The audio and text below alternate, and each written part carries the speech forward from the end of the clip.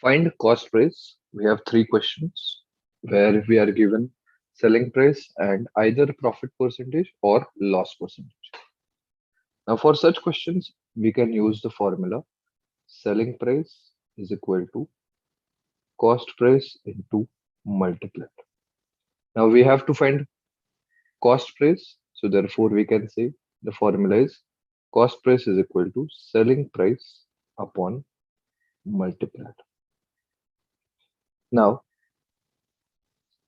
multiplier is different for profit percentage and loss percentage.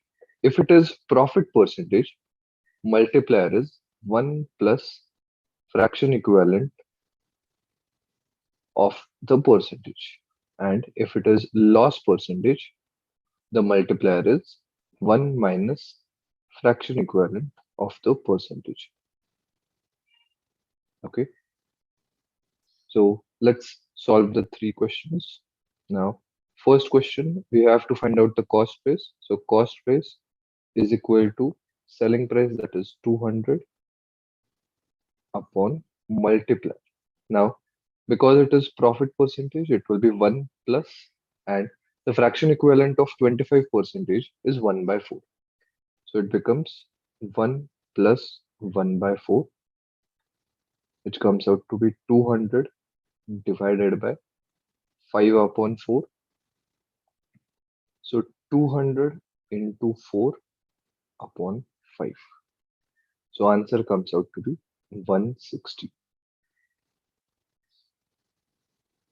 Second question, cost price is equal to, in this case, selling price is 750 upon 1 plus profit percentage is 33.33. Therefore, it is 1 plus fraction equivalent of 33.33 is 1 by 3. So therefore, it becomes 750 upon 4 by 3. So therefore, 750 into 3 upon 4. If you calculate this, answer comes out as 562.5. Third question, cost price is equal to selling price is 1600.